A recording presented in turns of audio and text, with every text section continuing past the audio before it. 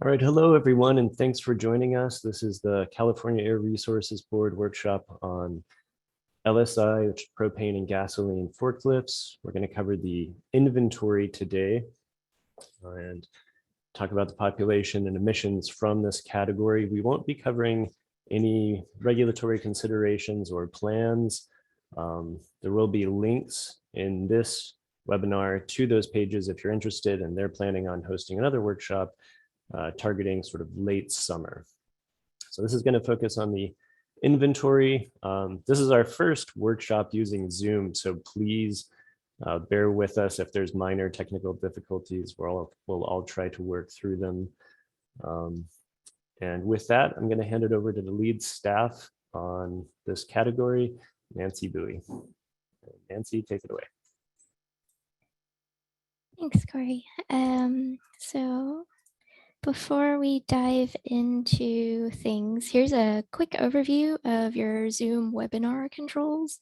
This slide will pop up again towards the end of the workshop when we get into our dedicated Q&A session after the presentation. But you're welcome to submit your comments at any time using Zoom's Q&A window or the chat window if you don't have the Q&A window, but I believe everyone should have Q&A. If you wish to make a verbal comment, you can do so by selecting the raise hand feature.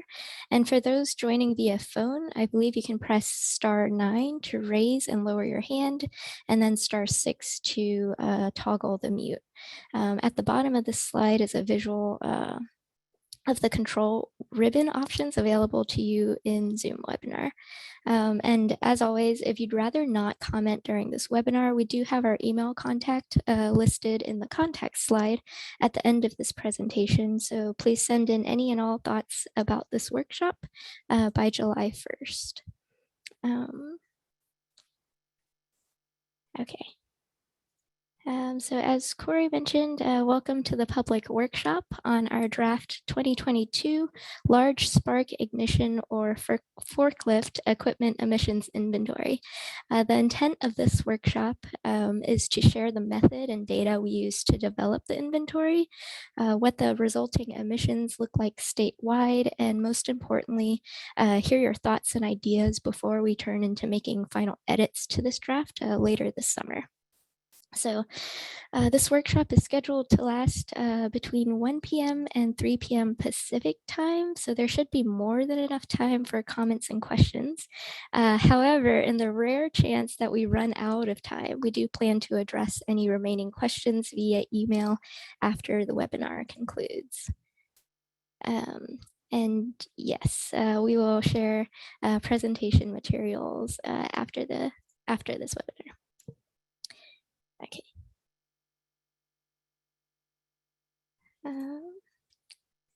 So in this slide, the figure shows statewide NOx by sector, where the filled-in portions broadly represent the off-road sectors compared to on-road sectors, which is denoted in the dashed lines. As our cars and trucks become increasingly cleaner, we see that emissions from the off-road engines and equipment are becoming increasingly relatively more important, in particular because the off-road sectors currently surpass on-road sector as the largest contributor of mobile source NOx emissions. The LSI equipment covered in today's workshop belongs to the broad off-road equipment category seen in this figure. And as we try to think about what we can do to decrease emissions in California, our off-road emissions inventories and discussions like the one we're having today is really part of a broader effort to understand each other as we work towards those cleaner and more equitable future for all. So really thank you all for joining in on this conversation. So with that, let's kick off by talking about a broad overview of what emissions inventories are. So generally, our emissions inventories for every sector accounts for population or a number of pieces of equipment and other details about the equipment, like how often it is used, the model year, generally because newer equipment tends to be cleaner, and the region the equipment primarily operates in. So these help us to estimate the total resulting emissions from equipment statewide. In essence, it helps us understand where air pollution comes from. And then from there, we can create strategies to reduce those emissions.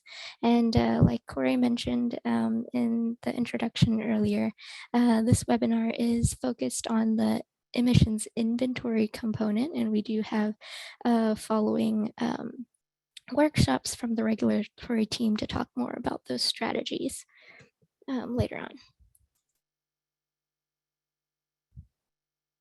Oops, excuse me, there's a bit of a lag. Okay, so quick overview. Large spark ignition, LSI or forklift equipment are natural gas and gasoline powered forklifts, sweeper scrubbers, and industrial tow tractor equipment. And those are the equipment we'll be talking about today. This new inventory has a base year of 2020. It integrates a lot of new information. So California sales data, our DOORS LSI database, I'll go into more detail about what that is later, as well as go into detail about our new fleet average age turnover forecasting. And then this slide is going over our data sources. Again, we're going through these in greater detail in later slides. This is just a quick overview. We have 3 primary population data sources to help us understand what those pieces of equipment are. So our main data source is our DOORS LSI database taken from year 2020. This is primarily engine characteristics from our large fleet, and we'll go into detail about why that is a little bit later. We also have a Fullerton survey to help us understand small fleets population. So when we say small fleets, we mean those with operators with 3 pieces of equipment or less. We also have forklift sales in 2020 to help us understand electric fleet not required to report, as well as the new forklifts coming in. For activity hours, there was a side DOORS fleet survey also in 2020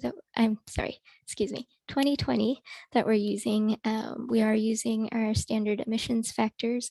I'll go through a little bit about how those were derived from the certification database. And then we have our regional allocation, which is coming from warehouse industrial square footage. Okay. So jumping right in, this is our DOORS reporting database. It's the primary data set for this inventory. So DOORS is a diesel off-road online reporting system. Sorry. It's an online tool designed to help fleet owners report off-road equipment inventories and a way to kind of help them track the actions they're taking to reduce equipment emissions, mostly motivated by 2 regulations, right? So that's the in-use off-road fleets regulation and the large spark ignition fleet requirements regulation as amended in 2016.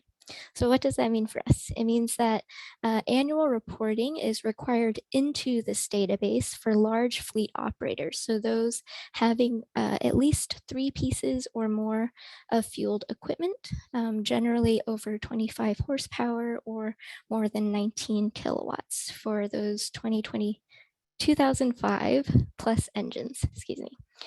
So what it means is that for the most part, most fleets with over 4 units of equipment are required to report. And what we saw in doing this inventory is even though they're required to report, a challenge still remains where many equipment are still not reported, even though they should be.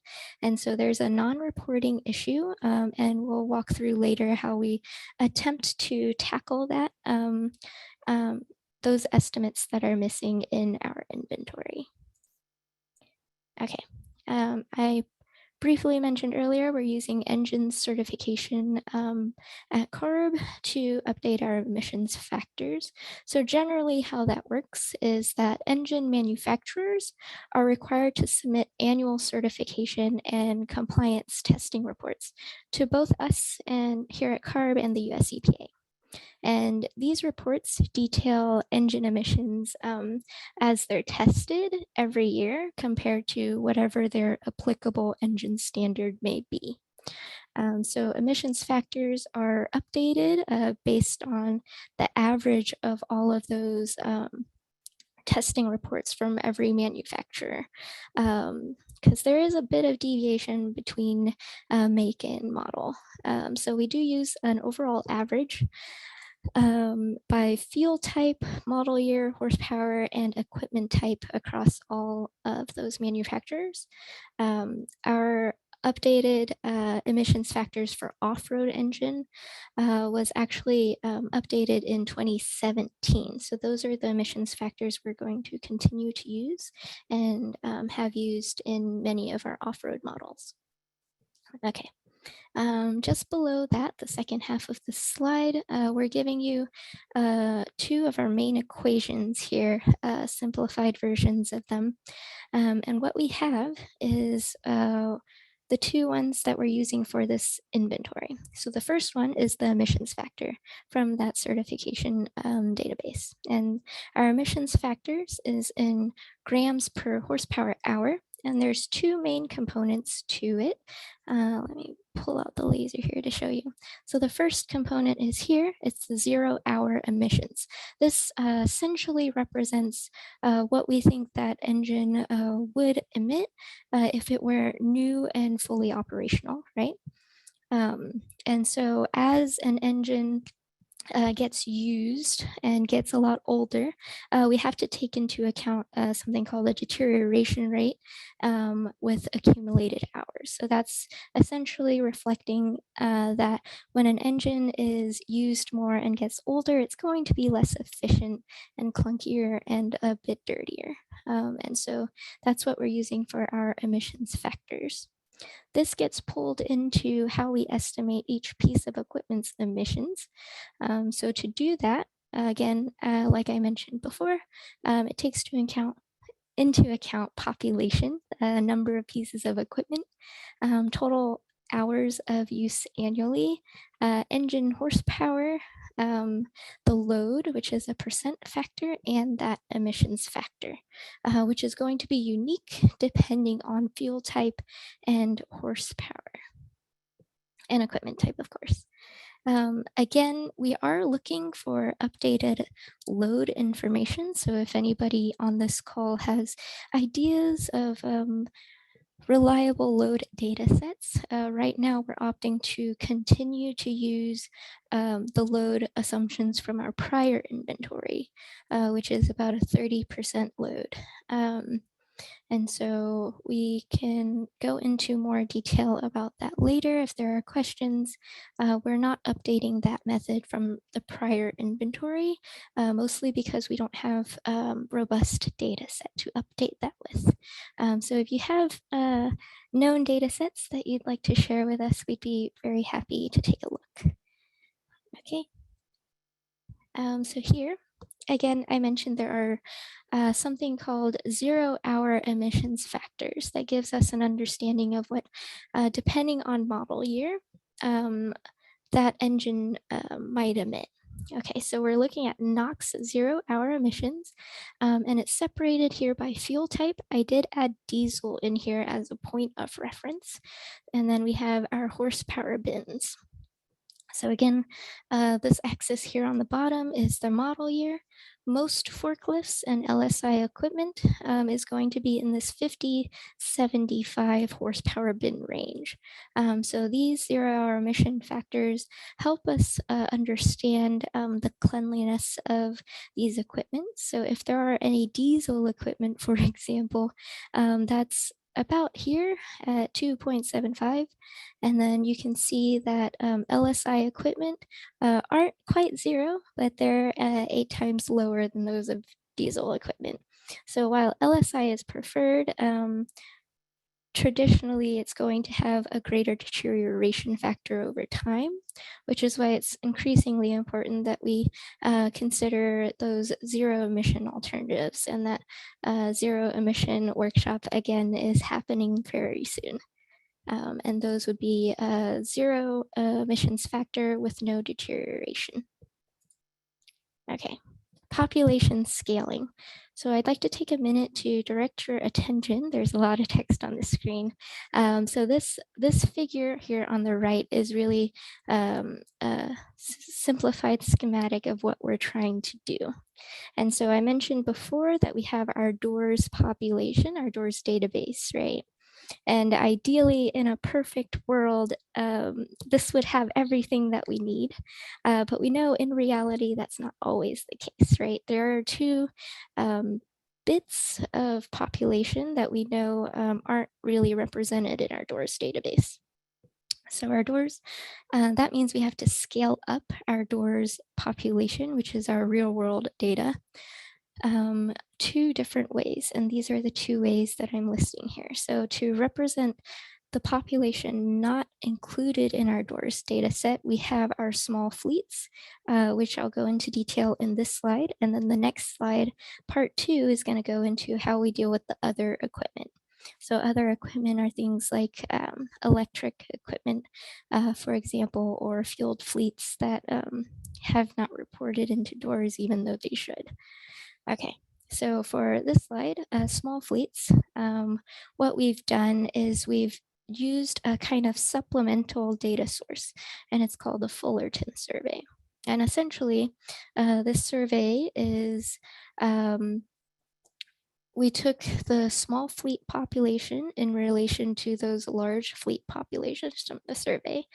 And what we found was that generally from the 1,200 businesses and 8,000 pieces of equipment, small fleets make up about 18% of that equipment population. So what we did was we were like, okay, we're missing about 18% of equipment represented by those small fleet operators, those with 3 pieces or less, right? And so to model that, what we've done is we've randomly sampled, and we made this assumption that in our doors database, equipment with between 4 to 10 pieces of equipment would be very similar to those small fleet with 3 or lower. And we did this once we isolated these pieces of equipment, we randomly sampled from them to populate our small fleet operator equipment. And if that was not clear, I'd be happy to go over that a little bit more in a follow-up question if you have any. So in short, random sampling from our doors operators with between 4 and 10 pieces of equipment is how we scaled up our small fleets. Okay, so population scaling part 2. This is the part where we're trying to estimate those pieces of equipment that maybe should have reported into doors but are not actually in there due to non-compliance. So what we did was we took national forklift sales. And so forklift sales has both electric forklifts and fueled forklifts. And there's a figure of that down below. All equipment was essentially scaled up to target statewide equipment populations by age. So to do that, the sales data gives us new sales, right? So what we did was we took a survival curve from our existing doors reporting data. And essentially that gives us an idea of what those new sales would be once those sales age. It gives us a distribution of age groups when we put it through a survival curve that we should have statewide. We also did electric equipment based on the percent of electric sales versus forklift sales. This one wasn't California specific, but actually based on national equipment sales. Okay, so that may have been a lot. Here's a example of what I mean when I say we took new sales and put them through a survival curve to get those statewide target populations. So in this example, we're just looking at natural gas powered forklifts. And so this is, again, based on our real world data set. Because we believe that doors is actual information and it has really specific data for us, right? And so when we put that survival curve in, what we see is that, okay, we have new sales. Down here at the bottom is the equipment's age. And then the percentage is actually percentage of in-use population. And so what we're saying here is essentially like a retirement curve. So in the first 5 years of sale, we're not really expecting that piece of equipment to retire. But once it reaches about age 10, we expect about 40% of new sales to retire and so forth. So as we get down and the equipment gets older, about 80% of new sales should retire by age 18 and etc. We do have some stragglers based on the door's population. And there are a few pieces of equipment that take a really long time to retire. But for the most part, most of them retire by age 18. Um, and that's how we're deriving population. Again, if you have any questions, I'd be happy to follow up. I think this next slide might be helpful. So this is giving you a snapshot of statewide population in our 2020 base year. And this is split up by equipment type, as well as fuel type. And again, I only have a diesel in here as a point of reference. Diesel is not included in our LSI inventory. It's mostly gasoline and natural gas equipment that you see here. And so what we see is in the green, we have our doors reported statewide population. And then on top of that, we have the blue, which is after our small fleet scaling. And then on top of that, we have our yellow, which is what we expect to estimate to be our non-reported pieces of equipment that should be indoors, but aren't currently in there. And that's a pretty big issue that we're seeing here. So that's our baseline statewide population. Next, I'm going to go to our 2020 base year age distribution. This is split out by fuel type. And again, this is statewide hours of operation, not pieces of equipment.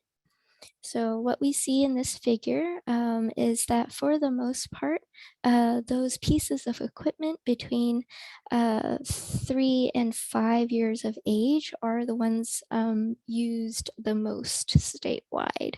And it appears that natural gas forklift equipment are used the most compared to the other fuel types, though there are quite a bit of electric equipment being used.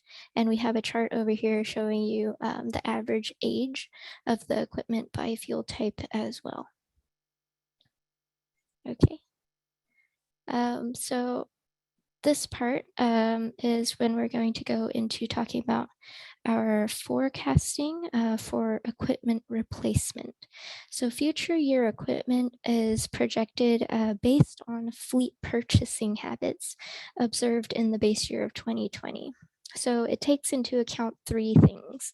The first thing is that all fleets will maintain the average age that we see them have in 2020 base year. Second part is when a fleet exceeds the current average age in a forecasted year, that they'll take their oldest piece of equipment and replace it. And then the third thing is that fleets purchase only as new as their youngest equipment in the base year. So this maintains the assumption that young fleets will continue to purchase newer equipment and older fleet operators will continue to purchase those used equipment. And so I have a bit of an example since this is a bit of a complex concept. So what I'm doing is, this is an example of our fleet replacement. And I took a real life forklift operator. This operator happens to have 5 forklifts. And so we have our 5 forklifts here, aged through 2025. And what we do is in our base year, we take a look and we say, okay, what's the youngest piece of equipment for this operator? And you can see it's an age 7 forklift. And on average of all these 5 forklifts, this operator has an average age of 12 for their forklifts. And so that information gets stored per operator, and it's what we use to essentially forecast out through the remaining years. So if we look at 2021, when we're forecasting 2021, we can see that the average age for this forklift operator is 13, which is higher than the average age in the base year. So what would our program do? Our program would take a look to see what is the oldest piece of equipment. In this case, they have 2 pieces of old equipment. The program is only going to turn over 1 piece because that's enough to get the average age below what we saw in our 2020 base year. And so this one, age 17, a forklift is assumed to be replaced in 2021. And then the next year, this operator in particular isn't expected to replace any because their average age is still 12. So then in 2023, they're replacing that old piece of equipment that's now age 19, and it's going to be replaced with an age 7 piece of equipment, and so forth. And that's how we're kind of uh, forecasting our fleet replacement in future years in this base inventory. What it does is, in general, it maintains the fleet average age throughout the years, and similar fleet purchasing habits, essentially. Okay. Next slide we have is regional spatial allocation. So I mentioned before that we estimate statewide LSI emissions based on our data sets. To regionally allocate them, we actually use industrial warehouse square footage within each air district. So this is based on parcel information sourced from the census, their longitudinal employer household dynamic survey specifically.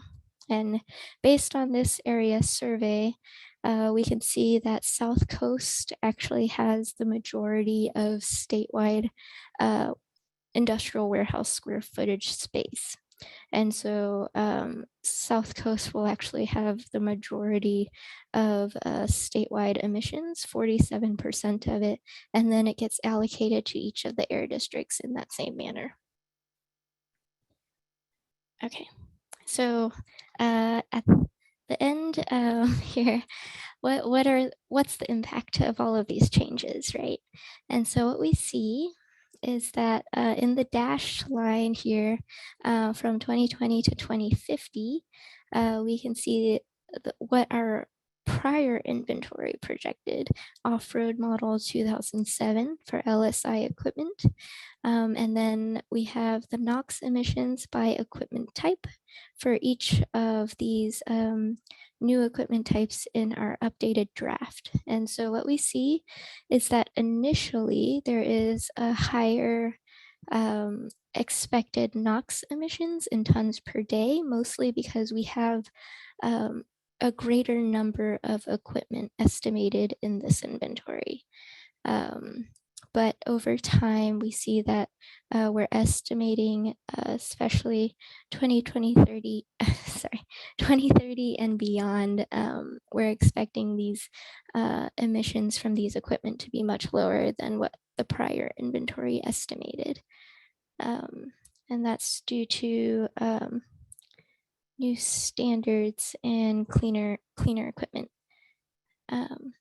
So that's NOx.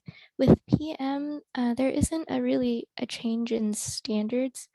And so what we see is that it's just going to reflect the increase in equipment that we have. And so that's not going to vary much year to year. Okay. For next steps, we wanted to go over what we're thinking in the timeline. So today, we're sharing our ideas on our draft inventory, a rough estimate. We're hoping to get your comments and ideas. We'll accept them again through this webinar and via email through June 1st. So June 1st, we'll get started on incorporating those comments and questions into our finalized inventory. We're hoping to have the summer 2022 second zero emission forklift workshop to go over those potential regulatory concepts. And again, the regulatory team will be hosting that workshop. Following that summer 22 workshop, we'll release an updated baseline inventory, and it'll include the rule concept benefits or emissions impact from those regulatory concepts in summer. And then we'll again take further comments. Again, this zero emission forklift regulation is expected to go to board consideration in 2023. I went through that pretty quickly. Again, a quick reminder of how to submit comments. Raise your hand if you'd like to give a verbal comment. And again, if you're joining in via conference call, *9 to raise or lower your hand. And with that, I'm going to pass it off to Corey to do the Q&A session.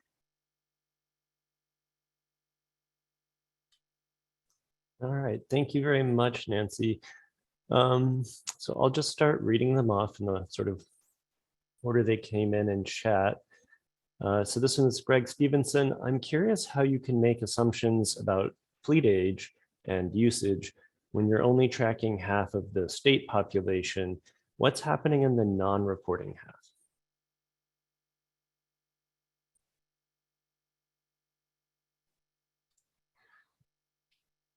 So that's the tricky part, right? How do we know what's unknown?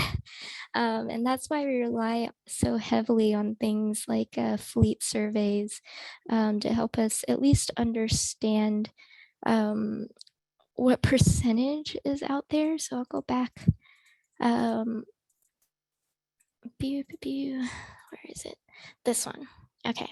So this one, this rough survey was from the Fullerton survey, and this is the only idea we have, the sense that we have of smaller fleets, right? And so we have to use rough percentages here because this survey didn't give us all the information we need. It essentially just said, okay, yes, we have this number of equipment, but the operators didn't provide details like horsepower, model year, and things like that. So that's why we had to simulate this population to make up that 18% that we thought, or the survey suggested that we were missing. And so we populated that roughly based on our existing doors population, which isn't great. So if anybody has better source of information, we're pretty hungry for better data sets, but this is the closest that we could get to those estimates. And again, for our second one, we had to rely, so those fleets that should report indoors, but for some reason are not. We wish everything was 100% compliant, but that's not the real world case, right? We're relying pretty heavily on national forklift sales for that year. And so based on the sale, we're pretty confident about this because it's letting us know, hey, these are the new forklifts coming in. What we see is that it's not We don't get nearly as many in our doors data set though. So those new sales give us an idea of what we believe to be the target population for these equipment types and field types. These estimates are pretty rough, which is why we keep asking for more data if you know of any, or any ideas that you have on how we might improve our method. I'm not sure. Corey, you want to chime in? No, I think that covers it. Just saying, some of the inventories or the workshops that people have been to, we do adjustments for the non-reporting equipment based on data. We found that they're older, or they contain more older pieces of equipment because they're non-complying, as Greg Stevenson added, and the non-reporting half is not complying with the rules clearly. So in this case, we haven't found anything to support that.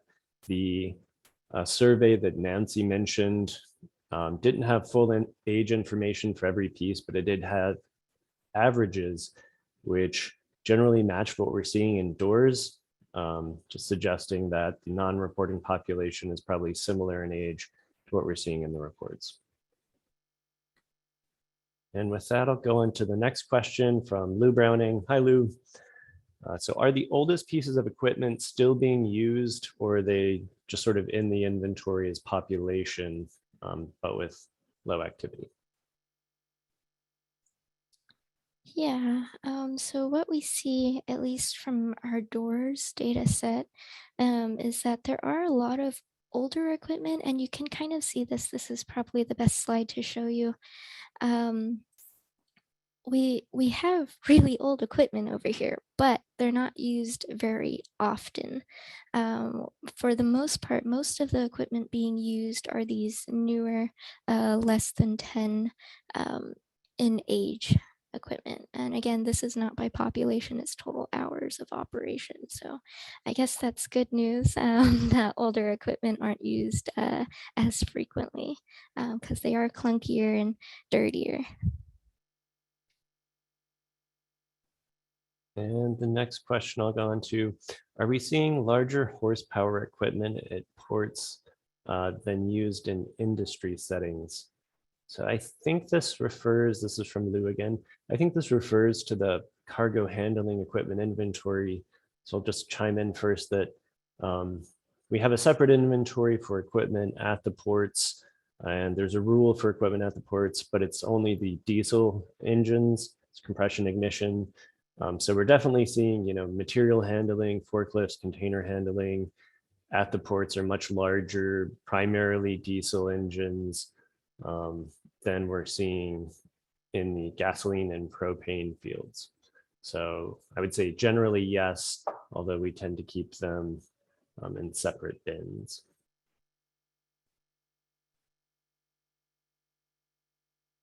And for right now, that's all of the questions. I'm not seeing anybody with hands up. If your hand is up, but I'm not seeing it, please say something in chat. All right, we do have another question.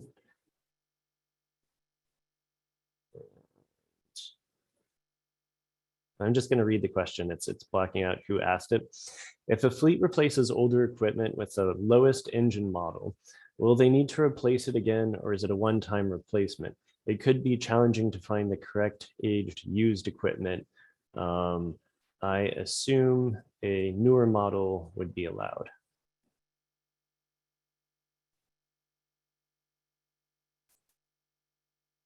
I think this is the turnover that Nancy showed is showing how we forecast natural turnover.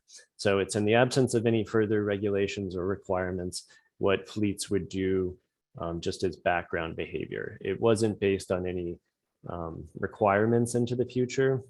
So currently there are no accelerated turnover requirements that are still ongoing. So there is regulatory development for requirements for zero emission, but as I mentioned, there'll be another workshop this summer, and the last slide in the presentation does have a link, and I'll post it in chat as well so everybody has it, to the regulatory development page, the zero emission forklift measure at the bottom.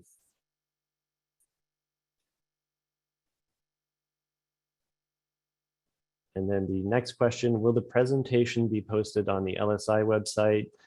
I think there may be a link to it on the zero emission forklift measure page. However, there definitely will be a link. I posted it up above in chat. It's the mobile source emissions inventory MSI meetings and workshops page. So if you scroll up a bit in chat, there is a link there that you can click. It does not yet have the presentation, but we're aiming for a little later this week, hopefully. And we will email everybody who's on the registration list if you entered your email address. So you could either check the page or just wait for the email.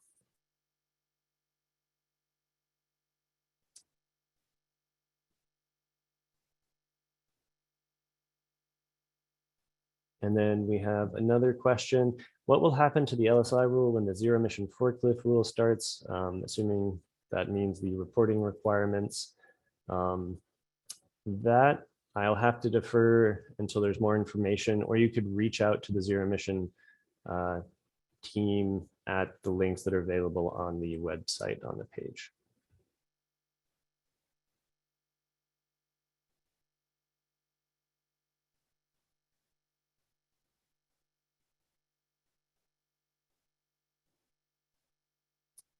All right, I'm not seeing any additional questions come in, but maybe we can give people a minute.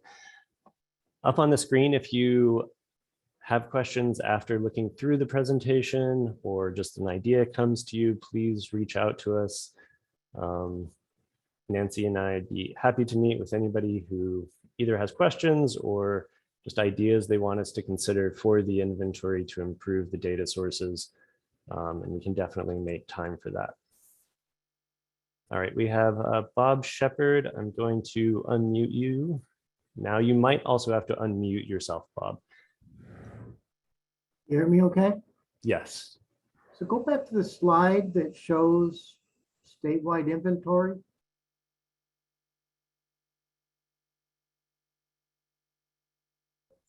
The one that you had Oh, population. I'm talking about the number of units. Right there, right there. So I guess I'm a little bit confused. In looking at the Fullerton report, those numbers don't match up.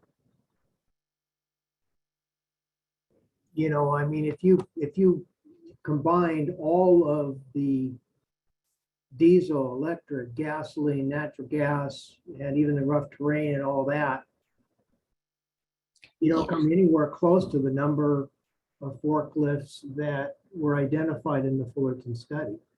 Yeah, so I think in a limitation of the Fullerton survey is it wasn't really as detailed a report. A lot of information was missing. So we really only used the Fullerton survey to get a sense of the percentage of small fleets compared to large fleet operators. For the most part, this scaled population is primarily coming from our doors reported distribution combined with ITA new forklift sales, if that makes sense. So that's the bulk of this, what we're using to understand this non-reported population. That's based on sales, not the Fullerton report. Hope that makes sense. So yeah, again, the numbers don't match up, don't jive with, I mean, that was a pretty detailed report. The second thing that I'm confused about is I don't think any of your numbers probably show what's in rental. Again, those were never reported. And yet, you know, people do rent. So I don't know. I just confused. Yeah, so the only source for rented equipment that we have is our doors reported population. That's true. But those are real world rented units. We just don't have another data set that we found to be comprehensive for that rental population. Thank you.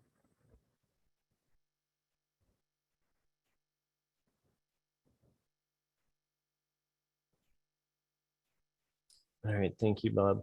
And just to add on a little bit, it's way more detailed than I think most people are interested in. We could follow up with you one-on-one on the Fullerton report. But really it was the way that they took a survey of a bunch of businesses and then scaled it up to sort of statewide. And there's many businesses statewide, so it led to a very large number.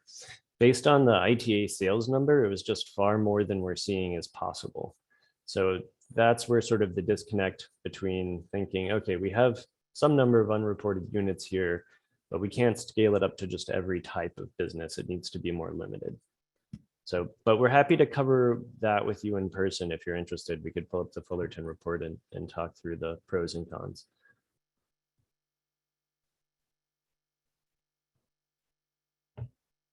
And we had one more questions. These slides will be available.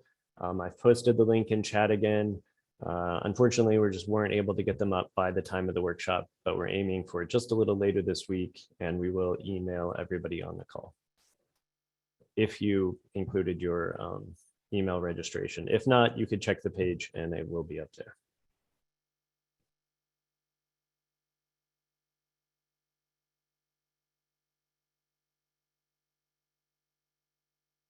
All right, I'm not seeing anything come in the Q&A or the hands raised or the chat. Giving everyone one last chance. But again, okay, so one question, do companies still need to report their fleet? Yes, that is still a requirement. The LSI reporting requirements are still in effect, and that's unchanged. There are exemptions, of course, for small fleets based on number of units, but otherwise, yes.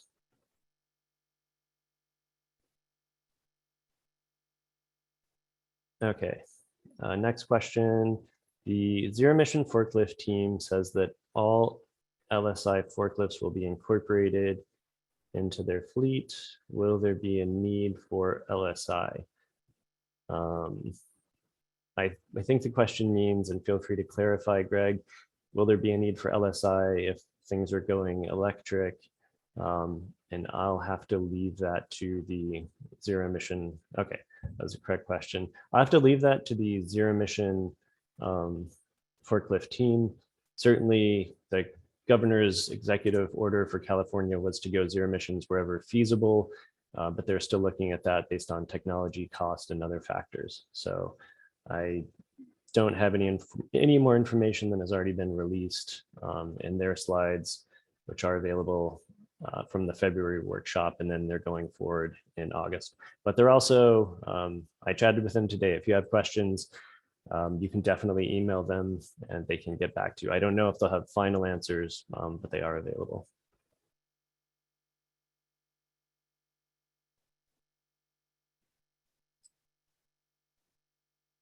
All right. Bob, just shoot me a quick note if you want to continue the discussion.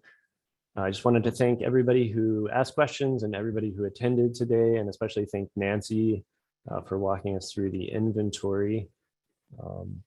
And if a question comes to mind and you didn't get a chance to answer it, or you just prefer to answer a question in private, just shoot us a note. Nancy, maybe just show our emails one last time. And I'll post it in chat for anybody interested. And with that, thank you very much. I'll post this in chat.